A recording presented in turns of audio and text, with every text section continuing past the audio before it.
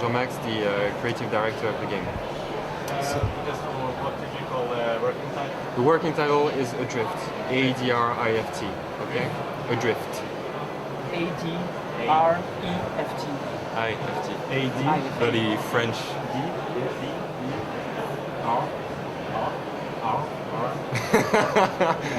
This is a game. What's the name of the game, Maggie? And maybe you can show it, it's just here. Just show me the title if possible. Okay. So this game is a third-person action adventure game for the PS3 and the 360. Okay, and today is the first time that we're going to show it to the press, and we're very happy to do this. We actually only came here for you, and we're very happy to meet you. We decided to start the communication on the universe of the game, and instead of going into a very long speech about it, we're going to show you a very short video that's going to say a lot more about the game universe than 1,000 words. So let's go.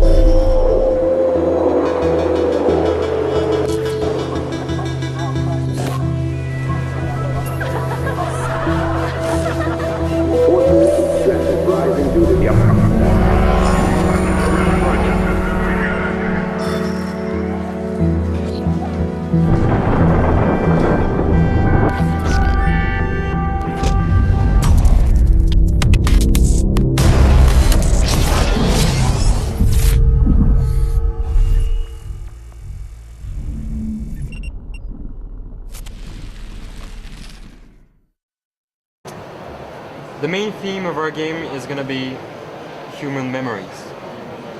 Okay? You saw that the game takes place in Neo Paris in the year 2084. Well, in Neo Paris 2084, every person carries a brain implant that's called a SenSen, and it's short for a sensation engine.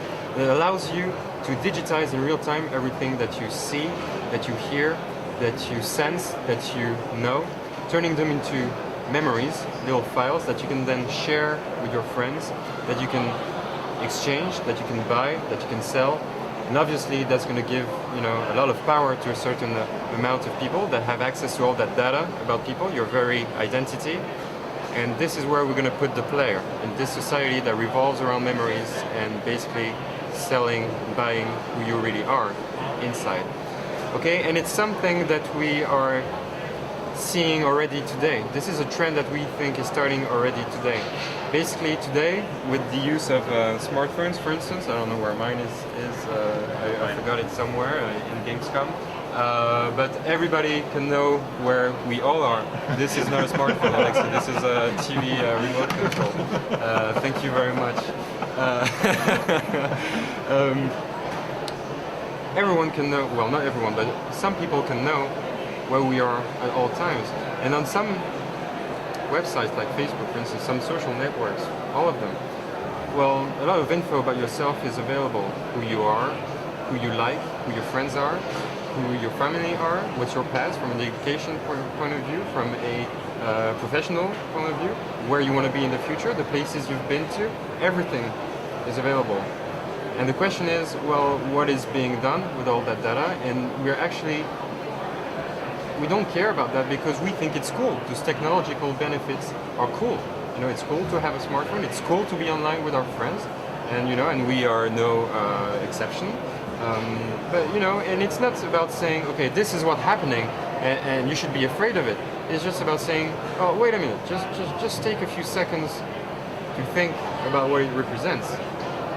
Okay, and you know, the idea is that one of the things that we're going to say with this game is, well, in the future, will we really need prisons anymore? Because, you know, a prison is about putting you in some place, knowing who you are and where you are at all times. Well, geolocation and social networks are all of this at once. So you saw that the game takes place in 2084. This is obviously a reference to Orwell, 1984. And well, 1984 was, you know, the authoritarian society, very vertical, hierarchical relationship between the government on top and the people at the bottom, and the administration in between. And around it was the threat of going to prison if you were bad to the authority.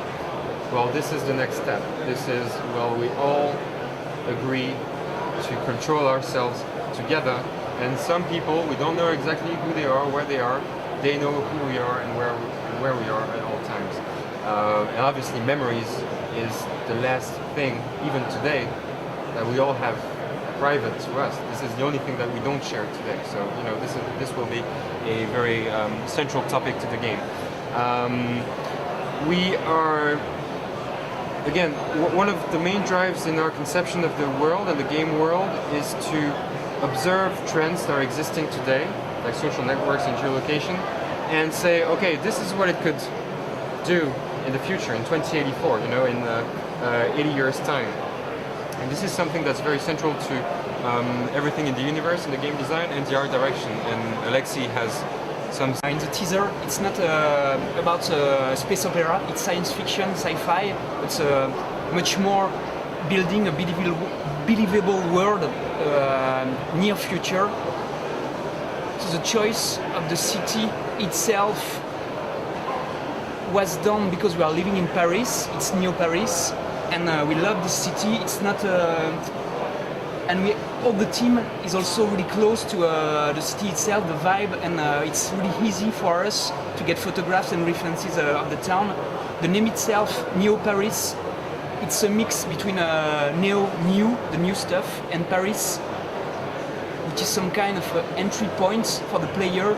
I mean, just showing the Eiffel Tower and the old buildings help us to build some kind of, I've said it, believable world, so the player can easily enter in it, and then we're adding more layers of fun, excitement, and trying to create something bigger than life. The graphic style of the game, you've seen only concept art, but just talking about in-game footage, it's realistic or photorealistic. And then we've tried to develop something stylized with saturated colors and stuff like that.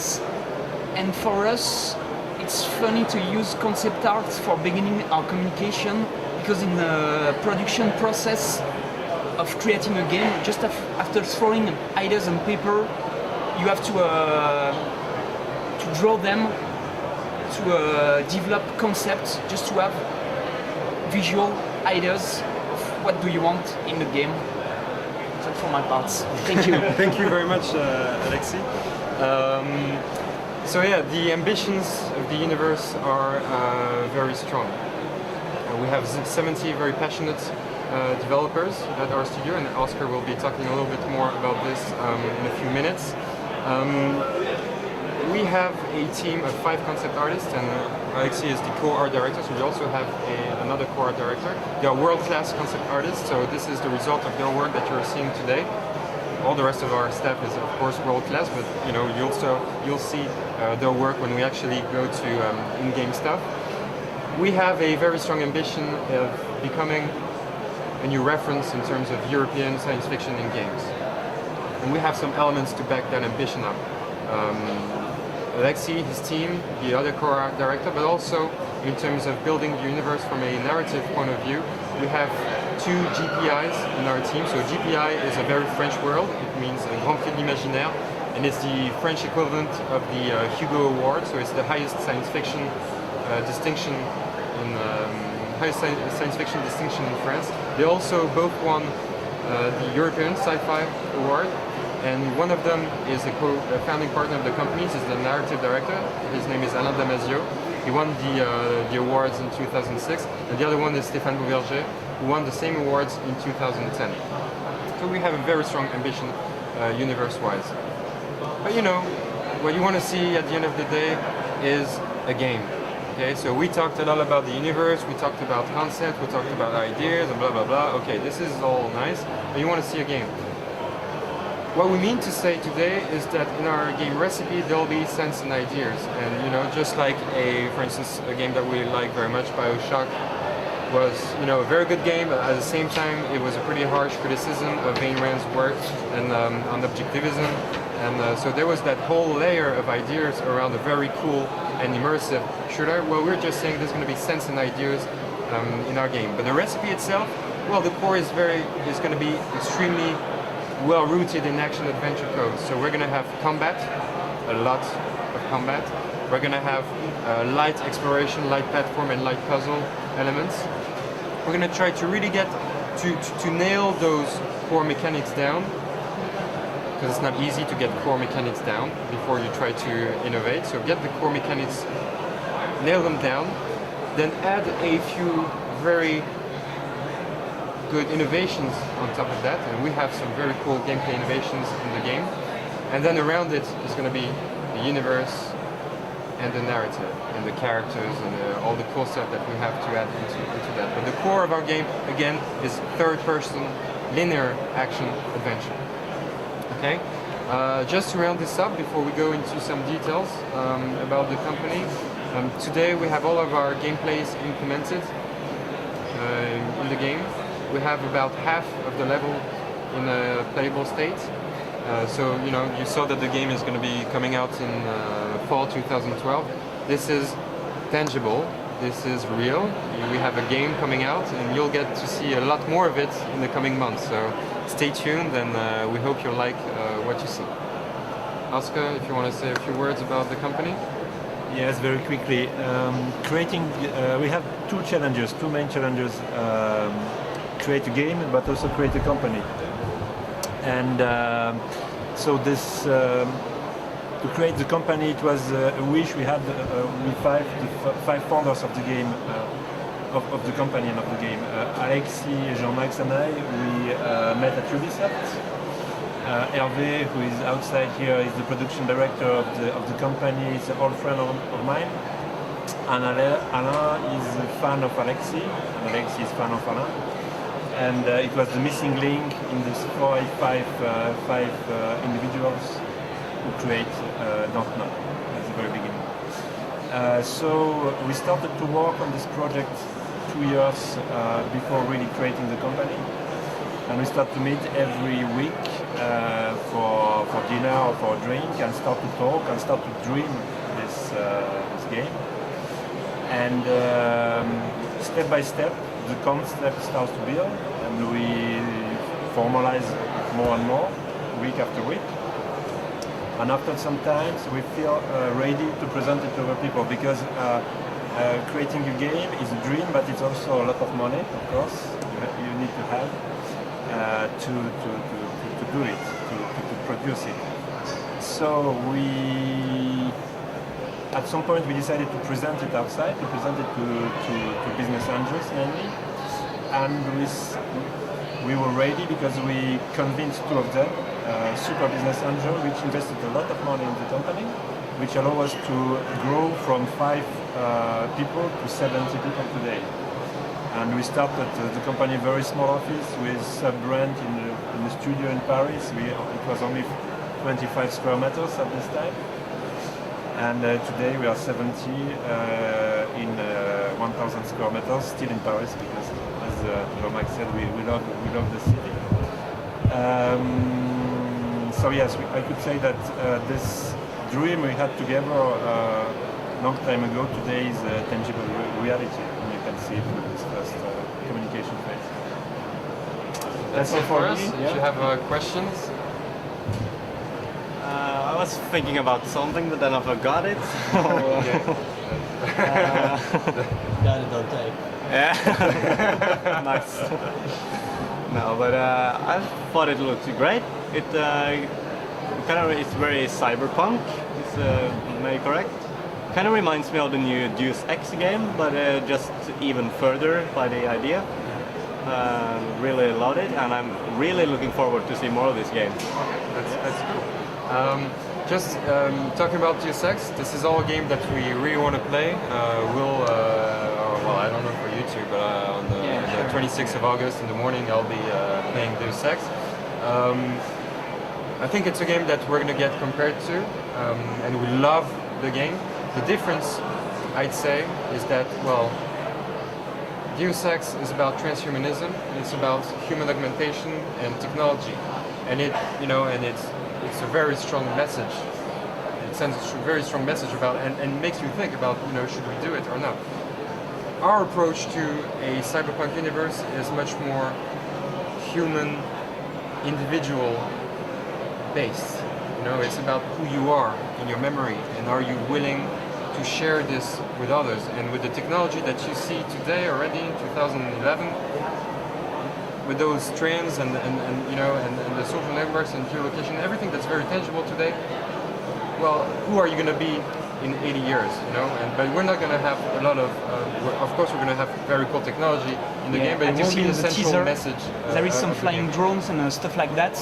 As you see in the teaser, there is some flying drones and drop ships and stuff like that, because the setting takes place in 2084,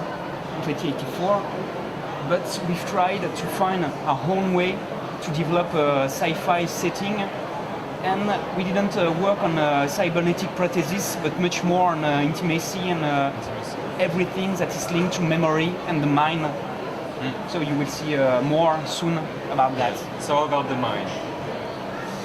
It's important also to add that all the production of the game is organized around the gameplay. We talk a lot about the universe, because that was our choice to start to communicate about the game, taking this point of view. But all the production of the game is headed by the game design. And so Jean-Max is in charge of that. He's working with Alex here of the art direction and with Alain about the narrative part. But the final cut is the game design. And at the end we are doing games. We are not doing movies or novels. We are doing games. So that's also important to notice. We will communicate about the universe first, and after that we talk a lot about gameplay. But this will be in the next phase. That's it? That's it, unless you have questions. No? Well, thank you very much.